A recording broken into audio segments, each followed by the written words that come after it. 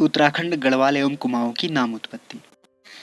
आज हम उत्तराखंड गढ़वाल और कुमाऊं के पौराणिक पृष्ठभूमि तथा नाम उत्पत्ति के आधार बिंदु पर चर्चा करेंगे। उत्तराखंड गढ़वाल व कुमाऊं मंडलों में स्थित यह प्रदेश प्राचीन काल से ही ऋषि मुनियों की तपोभूमि रही है। आदिशक्ति मां पार्वती की जन्मभूमि उत्तराखंड शिव पार्वती की लीलास्थली होने से यह तीर्थ रूप है। महाकवि कालिदास ने अपने महाकाव्य के मंगलाचरण में हिमालय की वंदना कर नगाधिराज मतलब हिमालय को देवात्मा और पृथ्वी का मानदंड कहा है। पौराणिक ग्रंथों के अनुसार उत्तराखंड सहित हिमालय पार के जो प्रदेश है तिब्बत, वह उत्तर कुरु कहलाता था और मेरठ हस्तिनापुर का क्षेत्र दक्षिण कुरु कहलाता था और इन दोनों प्रदेशों को बीच से जोड़ने वाले क्षेत्र का नाम था कारुपथ और जो आजकल वर्तमान उत्तराखंड के नाम से जाना जाता है। ये उत्तराखंड का वर्तमान मानचित्र है। उत्तराखंड भारतीय गणतंत्र का 27वां राज्य है। इसका गठन 9 नवंबर सन 2000 को हुआ था। उत्तराखंड का पहले नाम उत्तरांचल था, जो बाद में 1 जनवरी 2007 को उत्तराखंड रखा गया था। उत्तराखंड में 2 मंडल हैं, एक कुमाऊं मंडल और दूसरा है गढ़वाल मंडल। कुमाऊं मंडल में 6 जिले हैं और गढ़वाल मंडल में 7 जिले। आप इधर देख पा रहे होंगे ये कुमाऊं मंडल है और ये गढ़वाल मंडल। देवभूमि उत्तराखंड पौराणिक पृष्ठभूमि तथा नाम उत्पत्ति के आधार बिंदु। उत्तराखंड का जो क्षेत्र है उसको पहले केदारखंड और मानसखंड के नाम से जाना जाता था। उत्तराखंड जिसे भौगोलिक रूप से मध्य हिमालय कहा जाता है, जो प्राचीन ग्रंथों के अनुसार आर्यों का आदि निवास रहा। वैदिक काल में दक्ष प्रजापति के यज्ञ विध्वंस के बाद इस क्षेत्र में केदार और मानसरोवर शैवों के प्रमुख केंद्र बन गए। इन दोनों केंद्रों ने संपूर्ण क्षेत्र को अपने प्रभाव में लिया और जिस कारण केदार के प्रभाव क्षेत्र को केदारखंड और कैलाश मानसरोवर के प्रभाव क्षेत्र को मानसखंड कहा जाने लगा। देवभूमि उत्तराखंड का नाम प्राचीन पौराणिक ग्रंथों में देखने को मिलता है, जिसमें स्कंद पुराण, रामायण, महाभारत आदि अनेक ग्रंथ हैं। स्कंद पुराण के अनुसार काली नदी से पूर्व की ओर नेपाल खंड, तमसा यमुना से पश्चिम की ओर जलंधर खंड, टोन से यमुना से काली तक केदार और मानसखंड तथा जलंधर खंड के पश्चिम में कश्मीर खंड है। इस प्रकार हिमालय के 5 खंड है। प्राचीन ग्रंथों में इस भूभाग को देवभूमि, जम्बूद्वीप, रत्नप्रभा आदि नामों से संबोधित किया गया। ब्रह्मा द्वारा प्रतिष्ठापित सप्त ऋषियों से सृष्टि के सृजन की प्रक्रिया इसी नारायणी क्षेत्र से मानी जाती रही है। रामायण में भी उत्तराखंड का नाम देखने को मिलता है। वाल्मीकि रामायण के अनुसार श्री राम भरत को आदेश देते हैं कि लक्ष्मण के पुत्र अंगद व चंद्रकेतु को ऐसा राज्य प्रदान करना है जहां उन्हें किसी समस्या का सामना न करना पड़े। भरत तब हिमालय में भ्रमण करने के बाद उत्तराखंड के विषय में श्री राम को बताते हैं कि वह क्षेत्र मिल गया है जहां अंगद व चंद्रकेतु को राजगद्दी पर बैठाया जा सकता है। वो कहते हैं क्योंकि यह कम आबादी का क्षेत्र विघ्न बाधा रहित है और दूसरे राज्यों से इसे पीड़ा मिलने की भी कोई आशंका नहीं है।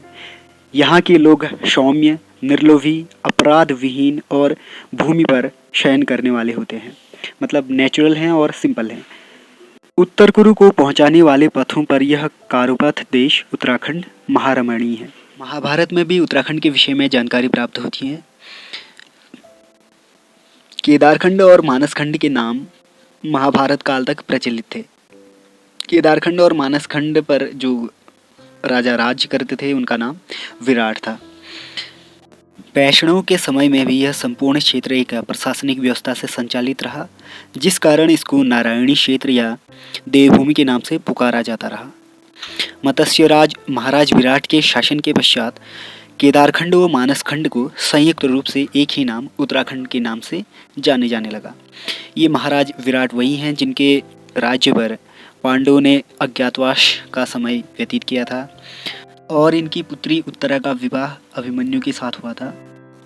महाभारत युद्ध के पहले के जो अनेक कार्यक्रम इसी क्षेत्र से संचालित हुए, जैसे श्री कृष्ण का शांतिदूत बनकर हस्तिनापुर जाना, हस्तिनापुर से संजय भी यहीं आते हैं और पांडवों ने जो अज्ञातवास का समय बिताया था वो इसी क्षेत्र में बिताया था। आगे हम अब गढ़वाल की नामोत्पत्ति के विषय में जानेंगे। गढ़वाल शब्द गढ़ धनवाल से मिलकर बना है, जिसका अर्थ है गढ़ों वाला क्षेत्र, अर्थात वह क्षेत्र जिसमें कई गढ़ हों। गढ़ शब्द का अर्थ है पर्वतीय क्षेत्रों में अथवा पहाड़ियों पर किले, जो किले होते हैं पहाड़ों पर, उसका मतलब है। अर्थात यह गढ़ शब्द पहाड़ी किलों का बोधक है, जो सुरक्षा की दृष्टि से पहाड़ियों की चोटियों पर बनाए जाते थे। गढ़वाल का पौराणिक नाम केदारखंड है। आप देख पा रहे होंगे जो पहाड़ों पर ये किले बने हैं यहाँ पे और इधर, और आगे भी ऐसे ही बहुत सारे किले पहाड़ों पर बनाए जाते थे, जिस कारण इसका नाम गढ़वाल पड़ा।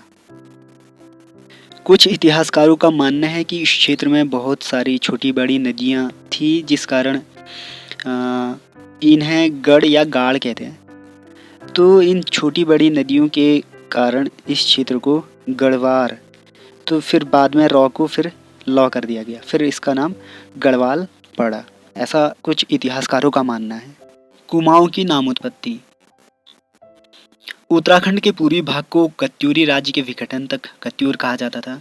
जो कत्यूरी राजवंश है वो उत्तराखंड का प्रथम ऐतिहासिक राजवंश है। इसकी स्थापना 700 ईस्वी मानी जाती है और इसके संस्थापक वसंत देव थे और इनकी राजधानी जोशीमठ, जो वर्तमान चमोली है, वहाँ थी। तो मानसखंड में इसे कूर्मांचल कहा गया है। यह क्षेत्र भगवान विष्णु के कूर्मा अवतार मतलब कछुए का अवतार माना गया है। कूर्मा अवतार की गाथा प्रचलित होने के कारण इस क्षेत्र को कूर्म देवता का आंचल अथवा कूर्मांचल कहा जाने लगा, जो कालांतर में कुमाऊं या कुमायूं के रूप में प्रचलित हो गया। कुमाऊं का दूसरा नाम मानसखंड है, क्योंकि यहाँ से मानसरोवर जाने का रास्ता बहुत सुगम बताया गया है, जिस कारण इस क्षेत्र का नाम मानसखंड पड़ा। और ये भगवान विष्णु का कूर्मा अवतार है, जो समुद्र मंथन हुआ था उस टाइम पे, तो जो पर्वत द्वारा समुद्र मंथन हुआ था उसके नीचे जो कछुए का अवतार भगवान विष्णु ने लिया था, जिस कारण यहाँ का नाम कूर्मांचल पड़ा था तथा वर्तमान में इसे कुमाऊं के नाम से जाना जाता है। Thank you.